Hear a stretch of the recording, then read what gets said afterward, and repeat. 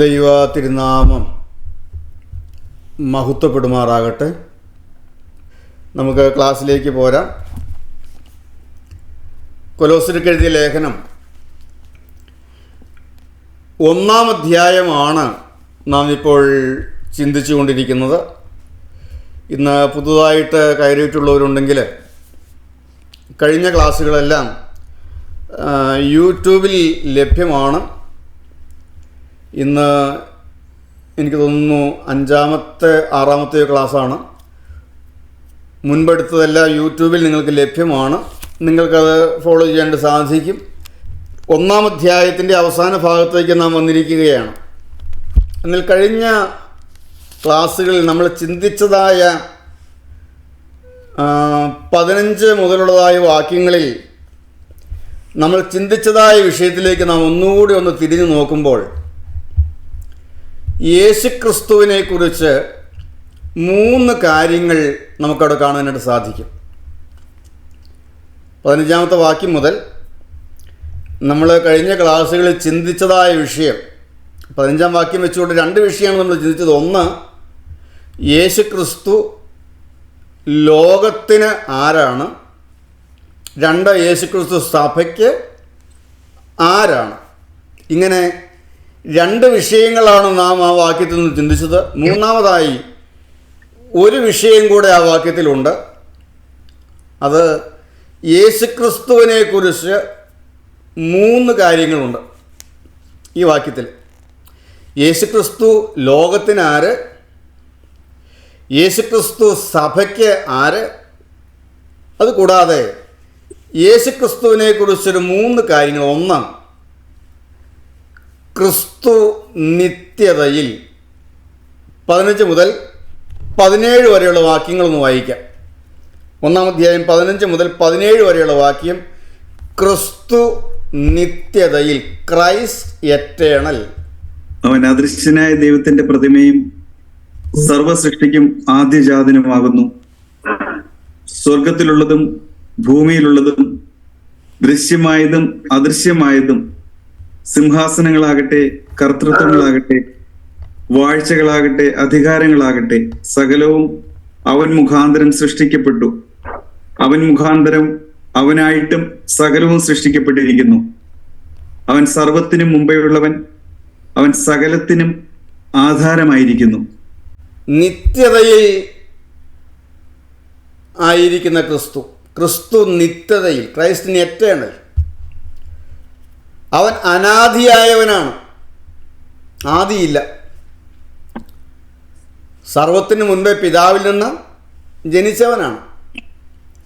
അനാദി കാലത്ത് അനാദിയായവൻ, ആദിയില്ലാത്ത ദൈവമാണ് ക്രിസ്തു. അവൻ നിത്യതയിൽ ഉണ്ടായിരുന്നവനാണ്. എല്ലാത്തിനെയും സൃഷ്ടിച്ചപ്പോൾ അവനായിട്ട് കൂടിയാണ് എല്ലാം സൃഷ്ടിച്ചത്. ഞാൻ അവൻ്റെ അടുക്കൽ ശില്പിയായിരുന്നു എന്ന് തിരുവചനം പറയുന്നുണ്ട്. അപ്പോൾ ക്രിസ്തു നിത്യതയിൽ ആയിരുന്നവനാണ്. രണ്ടാമതായിട്ട് പറയുന്നത് അവതരിച്ച ക്രിസ്തു, ക്രൈസ്റ്റ് ഇൻകാർണേറ്റ്, അവതരിച്ച ക്രിസ്തു. അതാണ് 18 മുതൽ 22 വരെയുള്ളതായ വാക്യങ്ങളിൽ നാം കാണുന്നത്. അവതരിച്ചവനായ ക്രിസ്തു, സഭയോടുള്ള ബന്ധത്തിൽ അവൻ നമ്മെ പിതാവിനോട് നിരപ്പിക്കുന്നതിന് വേണ്ടി, പാപമോചനം എന്ന വീണ്ടെടുപ്പ് സാധ്യമാക്കി തരുന്നതിന് വേണ്ടി അവൻ ദൈവരൂപത്തിൽ ഇരിക്കെ, നിത്യതയിൽ ദൈവരൂപത്തിൽ ഇരിക്കെ, ദൈവത്തോടുള്ള സമത്വം മുറുകെ പിടിച്ചുകൊള്ളണമെന്ന് വിചാരിക്കാതെ ദാസരൂപമെടുത്ത് വേഷത്തിൽ മനുഷ്യനായി വിളങ്ങി, ഒരു കുറ്റവാളിയെപ്പോലെ കുരിശിൽ മരിക്കുവാൻ തക്കവണ്ണം തന്നെത്താൻ താഴ്ത്തി അവതരിച്ചവനാണ് ക്രിസ്തു. ക്രൈസ്റ്റ് ഇൻകാർണേറ്റ്, അവതരിച്ച ക്രിസ്തു. സഭയോടുള്ള ബന്ധത്തിൽ 18 വാക്യം മുതൽ 22 വാക്യം വരെയുള്ളതായ ആ വേദഭാഗത്ത് കാണുന്ന കാര്യങ്ങളാണ് ഞാൻ പറഞ്ഞത്. സഭയോടുള്ളതായ ബന്ധത്തിൽ അവൻ നമ്മെ പിതാവിനോട് നിരപ്പിക്കുന്നതിന് വേണ്ടി, പാപമോചനം എന്ന വീണ്ടെടുപ്പ് സാധിപ്പിച്ചു തരുന്നതിന് വേണ്ടി, നിത്യതയിൽ അവൻ ദൈവരൂപത്തിലിരിക്കെ ദൈവത്തോടുള്ളതായ സമത്വം മുറുകെ പിടിച്ചുകൊള്ളണമെന്ന് വിചാരിക്കാതെ ദാസരൂപമെടുത്ത് വേഷത്തിൽ അവൻ മനുഷ്യനായി വിളങ്ങി ഒരു കുറ്റവാളിയെപ്പോലെ കുരിശിൽ മരിക്കാൻ തക്കവണ്ണം തന്നെത്താൻ താഴ്ത്തി അവതരിച്ചവനാണ് ക്രിസ്തു. അവതരിച്ച ക്രിസ്തു, നമുക്ക് വേണ്ടി അവതരിച്ച ക്രിസ്തു. മൂന്നാമത്തെ കാര്യം ക്രിസ്തു നമ്മിൽ എന്നുള്ളതാണ്.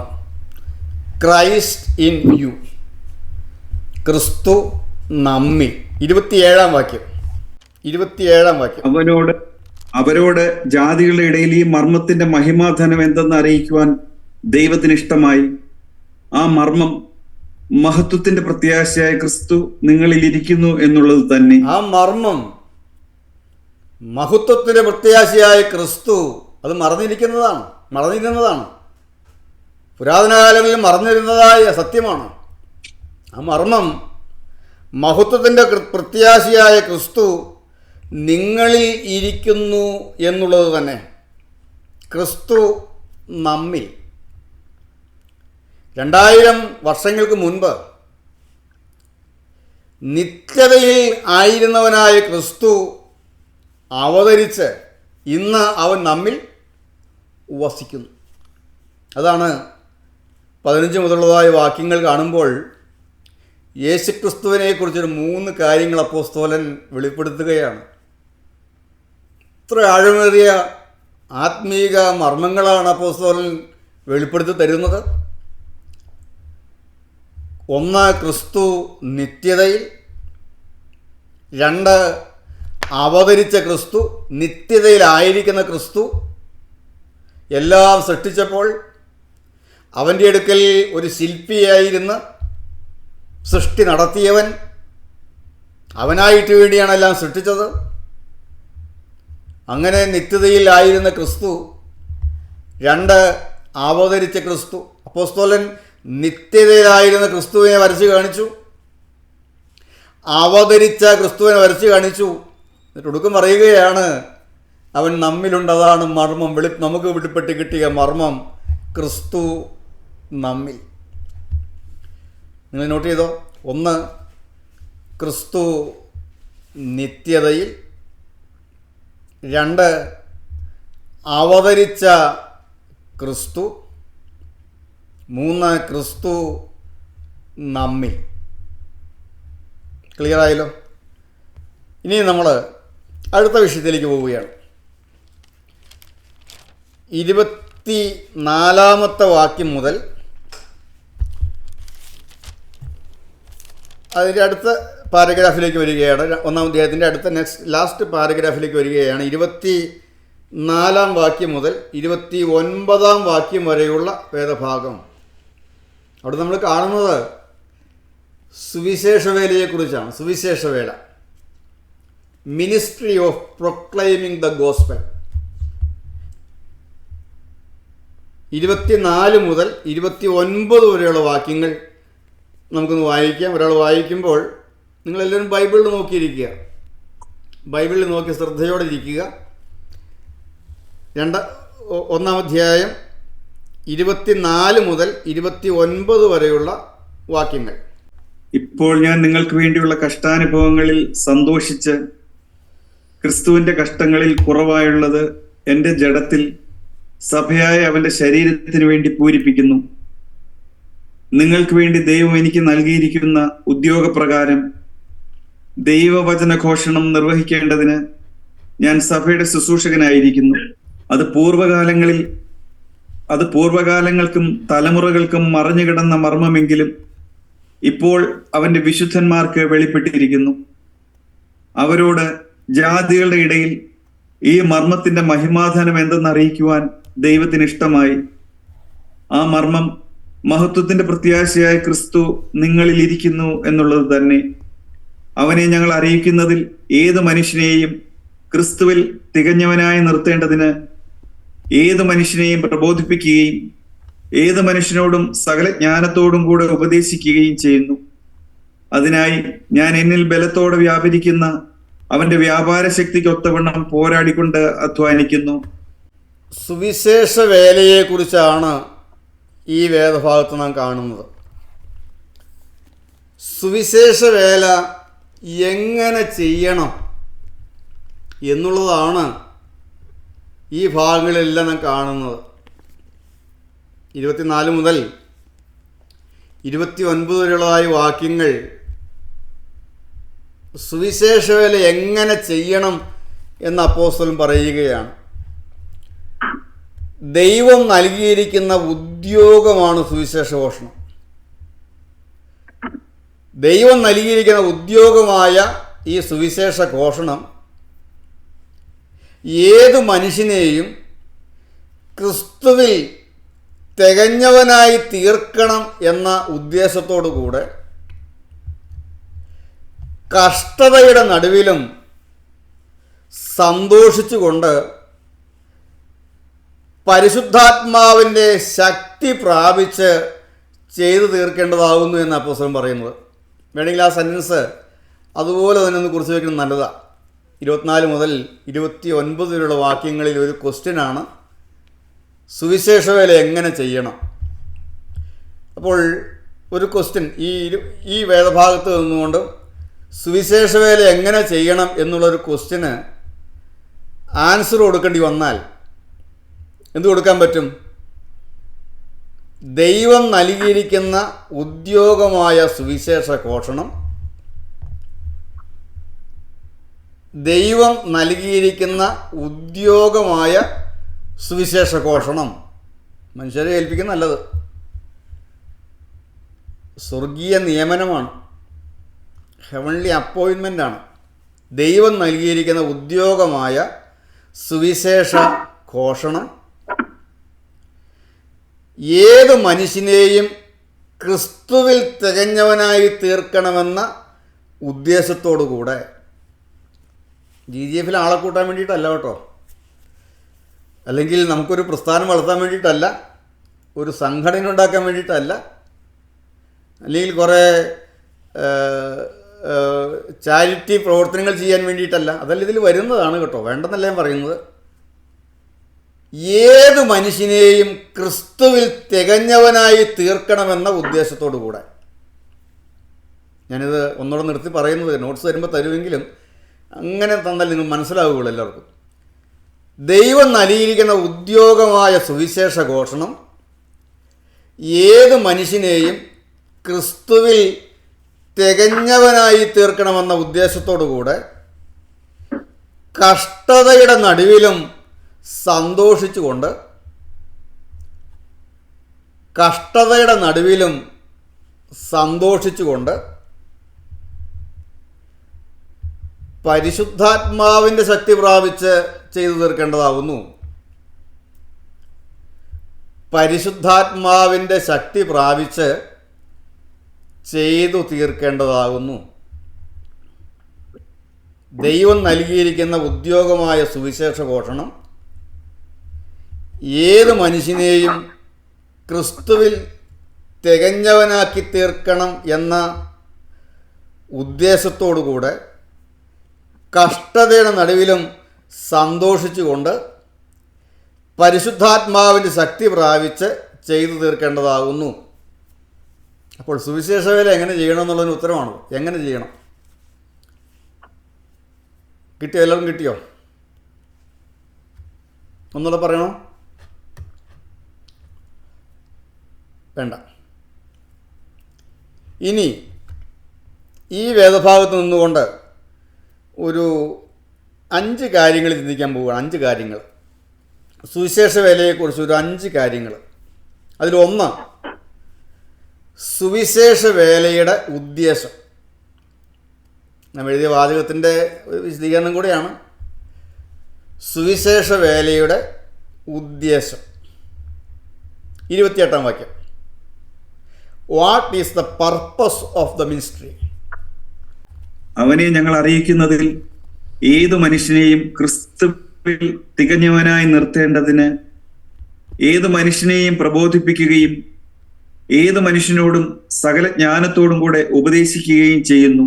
അവനെ ഞങ്ങൾ അറിയിക്കുന്നതിൽ ഏത് മനുഷ്യനെയും ക്രിസ്തുവിൽ തികഞ്ഞവനാക്കി നിർത്തേണ്ടതിന്, to make everybody perfect in Christ. ഏത് മനുഷ്യനെയും ക്രിസ്തുവിൽ തികഞ്ഞവനാക്കുക എന്നുള്ളതാണ് സുവിശേഷ വേലയുടെ ഉദ്ദേശം. ഒരു സഭ വളർത്തുക എന്നുള്ളതല്ല, ഒരു സഭയിൽ നിന്ന് വേറൊരു സഭയിലേക്ക് മാറ്റുക എന്നുള്ളതല്ല, ഒരു പ്രസ്ഥാനം വളർത്തുക എന്നുള്ളതല്ല, ആളാകുക എന്നുള്ളതല്ല, സ്ഥാനമാനങ്ങൾക്ക് വേണ്ടിയോ പണത്തിന് വേണ്ടിയോ അംഗീകാരത്തിന് വേണ്ടിയോ അധികാരത്തിന് വേണ്ടിയോ അല്ലെങ്കിൽ പാവങ്ങളെ സഹായിക്കുക, ചാരിറ്റി പ്രവർത്തനങ്ങൾ ചെയ്യുക എന്നുള്ള കാര്യങ്ങളല്ല. സുവിശേഷ വേല എന്ന് പറയുന്നത്, അതിൻ്റെ ഉദ്ദേശമെന്ന് പറയുന്നത് ഏത് മനുഷ്യനെയും ക്രിസ്തുവിൽ തികഞ്ഞവനാക്കുക എന്നുള്ളതാണ്. അതിൽ കുറഞ്ഞൊരു ഉദ്ദേശം വരാൻ പാടില്ല. നാം സുവിശേഷവുമായി ഒരു വ്യക്തിയുടെ അടുക്കൽ കടന്നു ചെല്ലുമ്പോൾ, നാം വചനം കേൾക്കാൻ ഒരു വ്യക്തിയെ ക്ഷണിക്കുമ്പോൾ, ഒരു കൺവെൻഷൻ ക്രമീകരിച്ച് നടത്തുമ്പോൾ, ഒരു ബൈബിൾ ക്ലാസ് ക്രമീകരിക്കുമ്പോൾ, ഒരു ശുശ്രൂഷ നാം ക്രമീകരിക്കുമ്പോൾ, ഒരു പ്രാർത്ഥനായോഗം നാം ക്രമീകരിക്കുമ്പോൾ, സുവിശേഷ വേല ചെയ്യുമ്പോൾ, സുവിശേഷ വേലയുടെ ഉദ്ദേശമെന്ന് പറയുന്നത് ഏത് മനുഷ്യനെയും ക്രിസ്തുവിൽ തികഞ്ഞവനാക്കുക എന്നാണ്. അതേ പ്രതിമയായി രൂപാന്തരപ്പെടുത്തുക. നമ്മുടെ കർത്താവ് മടങ്ങി വരുമ്പോൾ അഹസ്വേരോസ് രാജാവ് എസ്തേറിനെ കണ്ട് ബോധിച്ചതുപോലെ നമ്മെ കണ്ട് ബോധിക്കാൻ തക്കവണ്ണം നാം ഒരുക്കപ്പെടുക എന്നുള്ളതാണ്. അതിൽ കുറഞ്ഞുള്ള ഒരു കാര്യത്തിലും നാം നിന്നു കൊടുക്കാനിട വരരുത്.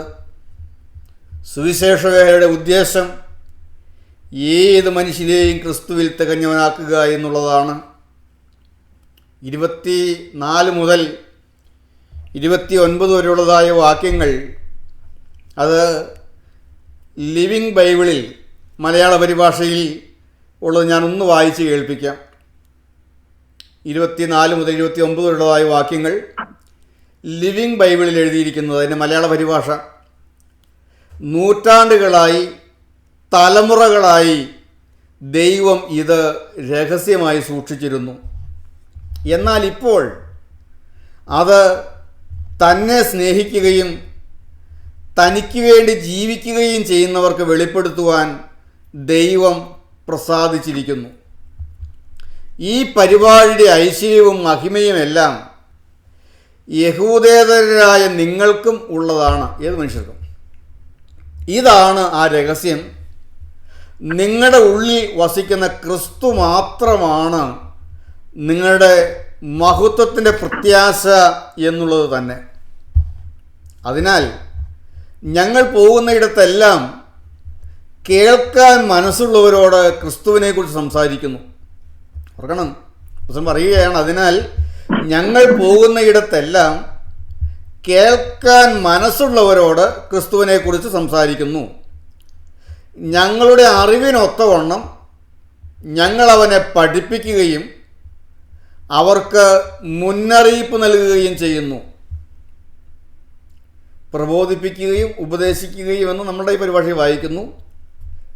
എന്നാൽ ലിവിങ് ബൈബിളിൽ ഇതിനകത്ത് പറഞ്ഞിരിക്കുന്നത് ഇങ്ങനെയാണ്: അതിനാൽ ഞങ്ങൾ പോകുന്നിടത്തെല്ലാം കേൾക്കാൻ മനസ്സുള്ളവരോട് ക്രിസ്തുവിനെ കുറിച്ച് സംസാരിക്കുന്നു.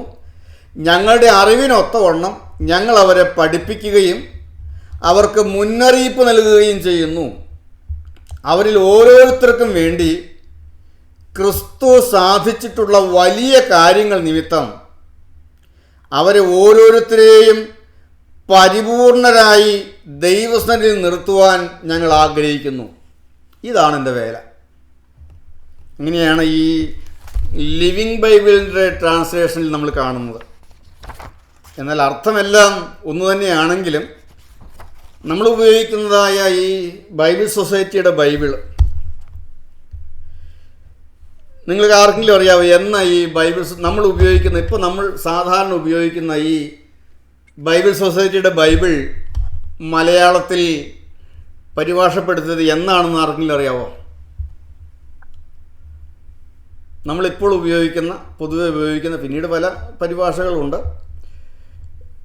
ഇപ്പോൾ നമ്മളെല്ലാവരും പൊതുവിൽ ഉപയോഗിക്കുന്നതായി ബൈബിൾ സൊസൈറ്റി പ്രസിദ്ധീകരിക്കുന്ന, ബൈബിൾ സൊസൈറ്റിയുടെ കോപ്പിറൈറ്റുള്ള ആ ബൈബിൾ അറിയാവോ? ആരാണെന്ന് അറിയാവോ? അത് പരിഭാഷപ്പെടുത്തിയത്, മലയാളത്തിലേക്ക് പരിഭാഷ ചെയ്തത് ആരാണെന്ന് അറിയാവോ? Benjamin Bailey. ബെഞ്ചമിൻ ബെയ്ലിയുടെ പ്രസ്സിൽ, ഒരു സീമസ് മിഷണറി ആയിരുന്നു ബെഞ്ചമിൻ ബെയ്ലി. ബെഞ്ചമിൻ ബെയ്ലി സ്വന്തമായി ഉണ്ടാക്കിയ മലയാളത്തിൽ ആദ്യത്തെ അച്ചടി യന്ത്രം നിർമ്മിച്ചത് ബെഞ്ചമിൻ ബെയ്ലിയാണ്. മൈ ബൈബിൾ പരിഭാഷ ചെയ്തതും ബെഞ്ചമിൻ ബെയ്ലി തന്നെയാണ്. ടീച്ചർ പറഞ്ഞത് ശരിയാണ്, ബെഞ്ചമിൻ ബെയ്ലിയാണ്. മലയാളത്തിൽ അച്ചടിച്ച ആദ്യത്തെ പുസ്തകം ബൈബിളാണ്. ഇവിടെ പ്രസ്സിൽ ആദ്യമായി പ്രിൻ്റ് ചെയ്ത മലയാള പുസ്തകം അത് ബൈബിളാണ്. പക്ഷേ ബെഞ്ചമിൻ ബെയ്ലി സീമസ് മിഷണറി ആണല്ലോ. തന്നെയല്ല, ഈ നമ്മുടെ മലയാളത്തിൽ ഇംഗ്ലീഷ് മലയാളം ഡിക്ഷണറി ഉണ്ടല്ലോ. ഇംഗ്ലീഷ് മലയാളം ഡിക്ഷണറി ഈ ബെഞ്ചമിൻ ബെയ്ലി എന്ന CMS മിഷണറിയാണ്. ചർച്ച് മിഷൻ സൊസൈറ്റിയുടെ മിഷണറി ആയിട്ട് ഇന്ത്യയിലേക്ക് വന്ന CMS മിഷണറിയായ ബെഞ്ചമിൻ ബെയ്ലിയാണ്. പക്ഷേ അത് മലയാളത്തിലേക്ക് പരിഭാഷപ്പെടുത്തിയത് ആരാണ്? ഒരു മലയാളിയാണ്. അത് പരിഭാഷപ്പെടുത്തിയ ചന്തുമേനോൻ. കേട്ടിട്ടുണ്ടോ? ചന്തുമേനോനാണ്. ചന്തുമേനോൻ്റെ ഭാഷയാണ്. ഈ ചന്തുമേനോൻ അദ്ദേഹം ഒറ്റപ്പാലത്തിനടുത്ത്, കേരളത്തിൽ ഒറ്റപ്പാലത്തിനടുത്ത് ഒരു ഹിന്ദു കുടുംബത്തിലാണ് ജനിച്ചത്. ഒറ്റപ്പാലത്തിനടുത്തുള്ള ഒരു ഹിന്ദു കുടുംബത്തിൽ 1778 ചന്തുമേനോൻ്റെ ജനനം. നമുക്കിപ്പോൾ നമ്മൾ കൈകാര്യം ചെയ്യുന്ന ഈ ബൈബിൾ മാറി ഒന്ന് വായിക്കാൻ നമുക്ക് സാധിക്കില്ല. കാരണം അത്രമാത്രം നമ്മുടെ ഹൃദയത്തിൽ അങ്ങോട്ട് ഇഴുകിച്ചേർന്നു ഈ ബൈബിളിൻ്റെ ഭാഷയും അതിൻ്റെ വാക്കും വാചകങ്ങളും ശൈലിയെല്ലാം. അതാ മലയാള ഭാഷ ചന്തുമേനോൻ്റെ ഭാഷയാണ്. ഈ മലയാളം, നല്ല മലയാളം, ഇത് ബെഞ്ചമിൻ ബെയ്ലി മലയാളത്തിലേക്ക് ബൈബിൾ പരിഭാഷ ചെയ്യാനായിട്ട് നോക്കിയപ്പോൾ നല്ല ഭാഷയുള്ള ഒരു മനുഷ്യനെ അന്വേഷിച്ച് നടന്നു. ഞാൻ കേട്ടിട്ടുള്ളത്, ഞാൻ ഗൂഗിളിൽ നോക്കിയിട്ടത് കണ്ടില്ല, പിന്നെ ഞാൻ പറഞ്ഞു കേട്ടിട്ടുള്ളത് ഇദ്ദേഹം നല്ലോണം ചാരായം കുടിക്കുന്ന ഒരാളായിരുന്നു. ഒരു തഹസീൽദാറായിരുന്നു. പക്ഷേ ഇദ്ദേഹത്തിൻ്റെ ഭാഷ, ഇംഗ്ലീഷ് നല്ലതായിട്ട് അറിയാം. കാരണം ഒറ്റപ്പാലത്തിനടുത്ത് ഒരു ഹിന്ദു കുടുംബത്തിലാണ് ജനിച്ചത്. ചെറുപ്പത്തിലെ അമ്മ മരിച്ചുപോയി. അമ്മാവന ചെന്നൈയിലേക്ക് കൊണ്ടുപോയി. ചെന്നൈയിലാണ് പഠിച്ചതും വളർന്നതെല്ലാം, മദ്രാസിൽ. പഠനശേഷം മദ്രാസിലെ റവന്യൂ ഡിപ്പാർട്ട്മെൻറ്റിൽ കുറച്ചു കാലം ജോലി ചെയ്തു. അത് കഴിഞ്ഞിട്ട് കേരളത്തിലേക്ക് വന്ന് ചെങ്ങന്നൂർ തഹസീൽദാറായിട്ട് ജോലിയിൽ പ്രവേശിച്ചു. വീണ്ടും കോട്ടയത്തേക്ക് വന്നു. കോട്ടയം തഹസീൽദാറായി ജോലി ചെയ്യുന്നതായ സമയം അവിടെ CMS മിഷണറിയായിട്ട് പ്രവർത്തിക്കുന്ന ഈ ബെഞ്ചമിൻ ബെയ്ലിയുമായിട്ട് പരിചയപ്പെട്ടു. അപ്പോൾ നല്ല ഭാഷയാണ്, ഇംഗ്ലീഷ് നല്ലപോലെ അറിയാം, നല്ല ഭാഷയാണ്. അതങ്ങ് ഇഷ്ടമായി. അതുകൊണ്ട് ഈ മലയാളത്തിലേക്ക് നല്ല ഭാഷയിൽ അത് പരിഭാഷപ്പെടുത്താൻ പറ്റിയ ഒരാളായിട്ട് ഈ ചന്തുമേനോനെ കാണുകയും അദ്ദേഹത്തിന് നല്ല പ്രതിഫലമെല്ലാം കൊടുത്ത് അദ്ദേഹത്തെ ഇരുത്തി പരിഭാഷ ചെയ്യിച്ചു. അതിന് 2 വർഷമെടുത്തു. ഏതാണ്ട് 2 വർഷമെടുത്തു. ഈ ബെയ്ലിയുടെ അപേക്ഷ പ്രകാരം അദ്ദേഹത്തെ സഹായിക്കുകയും അദ്ദേഹം തൻ്റെ ജോലിയിൽ നിന്ന് ലീവ് എടുത്തു. അന്ന് ട്രാവൻകൂർ ഗവൺമെൻറ്, തിരുവിതാംകൂർ ഗവൺമെൻറ്റിൽ ആ തഹസീൽദാർ ജോലിയിൽ നിന്ന് 2 വർഷം ലീവ് എടുത്ത് അദ്ദേഹം ഈ ബൈബിൾ പരിഭാഷയിൽ പങ്കെടുത്തു. അങ്ങനെ 1819 അദ്ദേഹം അത് പരിഭാഷ പൂർത്തിയാക്കിയത്. അത് കഴിഞ്ഞ് വീണ്ടും അദ്ദേഹം ജോലിയിൽ പ്രവേശിച്ചു. പക്ഷേ അദ്ദേഹം ഒരു പുതിയ ആളായി മാറി, മാനസാന്തരപ്പെട്ടു, ക്രിസ്ത്യാനിയായി. ഈ ചന്തുമേനോൻ ബൈബിൾ പരിഭാഷപ്പെടുത്തി ഇദ്ദേഹം മാനസാന്തരപ്പെട്ടു. അദ്ദേഹത്തിൻ്റെ ഭാര്യ മാനസാന്തരപ്പെട്ടു, കുടുംബം മാനസാന്തരപ്പെട്ടു. അദ്ദേഹം മാനസാന്തരപ്പെട്ട് കർത്താവായ യേശുക്രിസ്തുവിനെ സ്വന്തം കർത്താവും രക്ഷിതാവുമായി സ്വീകരിച്ച് ചന്തുമേനോൻ 1831 നവംബർ 2 സ്നാനപ്പെട്ട് മാമോദിസ മുങ്ങി കോഴിക്കോട് ഒരു ആംഗ്ലിക്കൻ ചർച്ചിൽ ആയിട്ട് ബന്ധപ്പെട്ട്, കാരണം അവരുടെ CMS മിഷണറിമാർ, നിങ്ങൾ ചരിത്രം അല്പം പഠിക്കുന്നത് നല്ലതാണ്. ഈ CMS മിഷണറിമാരുടെ, അത് ബ്രിട്ടീഷുകാരുടെ ആധിപത്യത്തിലായിരിക്കുമ്പോൾ ബ്രിട്ടീഷ് ഈസ്റ്റ് ഇന്ത്യ കമ്പനിയാണ് CMS മിഷണറിമാർക്ക് വേണ്ടി ഇന്ത്യയുടെ വാതിൽ തുറന്നത്. അങ്ങനെയാണ് വില്യംകേരിയൊക്കെ വരുന്നത്. വില്യംകേരിയൊക്കെ വന്നതും ഈ രാജാറാം മോഹൻ റോയ് സതി നിർത്തലാക്കുന്നതിന് വേണ്ടി പ്രചോദനം നൽകിയത് വില്യംകേരിയായിരുന്നു. ഒക്കെ ചരിത്രത്തിൽ കിടക്കുന്ന കാര്യങ്ങളാണ്. എന്തെല്ലാം കാര്യങ്ങൾ, വ്യത്യാസങ്ങൾ, എന്തെല്ലാം സംഭാവനകൾ വില്യംകേരി ഇന്ത്യക്ക് നൽകി, ഭാരതത്തിന് നൽകി. സെറാറംപൂർ യൂണിവേഴ്സിറ്റി, ഇന്ന് ഇന്ത്യയിലെ തിയോളജിക്കൽ യൂണിവേഴ്സിറ്റിയാണ് സെറാറംപൂർ യൂണിവേഴ്സിറ്റി. അത് വില്യംകേരി സ്ഥാപിച്ചതാണ്. അങ്ങനെ ഈ CMS മിഷണറിമാർ, ബ്രിട്ടീഷുകാർ ഇന്ത്യ വിട്ട് പോയതായ സമയത്ത് അവരും ഇന്ത്യയിൽ നിന്ന് പോയി. CMS മിഷണറിമാരുടെ പ്രവർത്തനങ്ങളും സ്റ്റോപ്പ് ചെയ്ത് പോയപ്പോൾ അവരുടെ പ്രവർത്തനങ്ങൾ നേടിയതായ അവരുടെ ചർച്ചകളും അവരുടെ ആസ്തികളും എല്ലാം ഈ CSI പള്ളിക്കാണ് CSI സഭയ്ക്ക് കൊടുത്തു പോയത്. ഞാനീ പറഞ്ഞുകൊണ്ട് വന്നത്, ഈ ചന്തുമേനോനാണ് ഇന്ന് നമ്മൾ ഉപയോഗിക്കുന്ന ഈ ഭാഷ, ചന്തുമേനോൻ്റെ ഭാഷയാണ്. അദ്ദേഹം മാനസാന്തരപ്പെട്ടു. എന്നാൽ അദ്ദേഹം മാനസാന്തരപ്പെട്ട ക്രിസ്ത്യാനിയായി കഴിഞ്ഞപ്പോൾ അഹിന്ദുക്കൾക്ക്, അന്നത്തെ തിരുവിതാംകൂർ നിയമപ്രകാരം ട്രാവൻകൂർ റൂൾ അത് വെച്ചുകൊണ്ട് അഹിന്ദുക്കൾക്ക് തഹസീൽദാരായിട്ടിരിക്കാൻ കഴിയില്ല, നിയമമാണത്. അതുകൊണ്ട് അദ്ദേഹത്തിൻ്റെ ആ തഹസീൽദാർ എന്നുള്ള ആ ജോലി നിന്ന് മാറേണ്ടി വന്നു, ജോലി പോയി. പിന്നീട് അദ്ദേഹം ബ്രിട്ടീഷ് ഗവൺമെൻറ്റിൻ്റെ ഉദ്യോഗസ്ഥനായി കോഴിക്കോട് ഡിസ്ട്രിക്ട് റെക്കോർഡ് കീപ്പറായിട്ട്, അതുപോലെ തന്നെ അദ്ദേഹം ഒടുവിൽ കൊച്ചിയിൽ കൊച്ചിൻ മുൻസിഫായിട്ടാണ് അദ്ദേഹം പിന്നീട് ജോലി ചെയ്തത്. 1837 57-ാമത്തെ വയസ്സിൽ അദ്ദേഹം മരിക്കുകയും കൊച്ചിയിലുള്ള സെൻറ്റ് ഫ്രാൻസിസ് ആംഗ്ലിക്കൻ ചർച്ചിൽ അദ്ദേഹത്തിനെ കബറെടുക്കുകയും ചെയ്തു. ഇത്രയും കാര്യങ്ങളാണ് എനിക്ക് ഇന്ന് ഞാൻ ഗൂഗിൾ നോക്കിയപ്പോൾ ഗൂഗിളിൽ നിന്ന് കിട്ടിയ വിവരമാണ് ഇത്രയും കാര്യങ്ങൾ. അപ്പോൾ ഞാൻ പറഞ്ഞുകൊണ്ട് വന്നത്, നമ്മൾ ഉപയോഗിക്കുന്ന ഈ ഭാഷ ചന്തുമേനോൻ്റെ ഭാഷയാണ്. മലയാളത്തിലേക്ക് ഈ ബൈബിൾ, നാം ഉപയോഗിക്കുന്ന ബൈബിൾ പരിഭാഷപ്പെടുത്തിയത്. അതുപോലെ തന്നെ ഇപ്പോൾ സീത്തോ സുറിയാനിയിൽ നിന്നും കണിയാമ്പറമ്പിൽ കോറപ്പിസ്കോപ്പാച്ചൻ പരിഭാഷപ്പെടുത്തിയതായ ഒരു ബൈബിൾ ലഭ്യമാണ്, വിശുദ്ധ ഗ്രന്ഥം.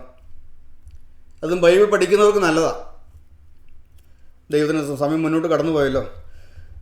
സുവിശേഷ വേല അത് എങ്ങനെ ചെയ്യണം? ഒന്ന്, വേലയുടെ ഉദ്ദേശം ഏത് മനുഷ്യനെയും ക്രിസ്തുവിൽ തികഞ്ഞവനാക്കുക എന്നുള്ളതാണ്. ഏത് മനുഷ്യനെയും ക്രിസ്തുവിൽ തികഞ്ഞവനാക്കുക. ദൈവത്തിന് സ്തോത്രം. ഞാൻ പ്രാർത്ഥിച്ച് ഇന്നത്തെ ക്ലാസ് അവസാനിപ്പിക്കുകയാണ്. ഇതെല്ലാം ദൈവം നമുക്ക് വേണ്ടി ചെയ്തു തന്നു. എന്തിനു വേണ്ടിയാണ് ഈ വചനം? ദൈവം നമുക്ക് എന്തിനു വേണ്ടിയാണ്? നാം എല്ലാവരും ക്രിസ്തുവിൽ തികഞ്ഞവരായി മാറണം. നമ്മളെന്തിനാണ് ബൈബിൾ പഠിക്കുന്നത്? ക്രിസ്തുവിൽ തികഞ്ഞവരായി മാറണം. കർത്താവ് ഒരു തികഞ്ഞ ആത്മീയനായിട്ട് നിൽക്കാൻ. നിങ്ങളിതൊരൊന്നും ആയിട്ടില്ലെന്നറിയാം. നിങ്ങൾ സമ്മതിക്കുന്നു. എന്നാൽ കർത്താവെ, ഒരു തികഞ്ഞ ആത്മീയനായിട്ട് നിൽക്കാൻ, ക്രിസ്തുവിൽ തികഞ്ഞവനായി തീർക്കാൻ ഈ തിരുവചനത്തിലൂടെ വ്യാപരിക്കുന്ന സ്വർഗത്തിൻ്റെ വ്യാപാര ശക്തി നമ്മെ ഓരോരുത്തരെയും ക്രിസ്തുവിൽ തികഞ്ഞവരാക്കി മാറ്റുവാൻ കഴിയുന്നതാണ്. ആ കർത്താവിൻ്റെ കരങ്ങളിലേക്ക് നമ്മെ ഏൽപ്പിക്കാം. കർത്താവെ, ഞങ്ങളെ ഓരോരുത്തരെയും ക്രിസ്തുവിൽ തികഞ്ഞവരാക്കി അവിടെ നിർത്തണമേ. ഒരു വാക്ക് നമുക്കിങ്ങനെ പ്രാർത്ഥിച്ച് അവസാനിപ്പിക്കാം. കരുണയുള്ള ദൈവമേ, ഞങ്ങളെ സ്നേഹിക്കുന്ന വാഴ്ത്തപ്പെട്ട ഞങ്ങളുടെ സ്വർഗീയ പിതാവേ, അവിടെ നിങ്ങൾക്ക് നൽകി തന്നതായ ഈ അനുഗ്രഹിക്കപ്പെട്ടതായി കൂടിയവനായി ഞങ്ങൾ അങ്ങയെ സ്തുതിക്കുന്നു, ഞങ്ങൾ അങ്ങയെ വാഴ്ത്തുന്നു.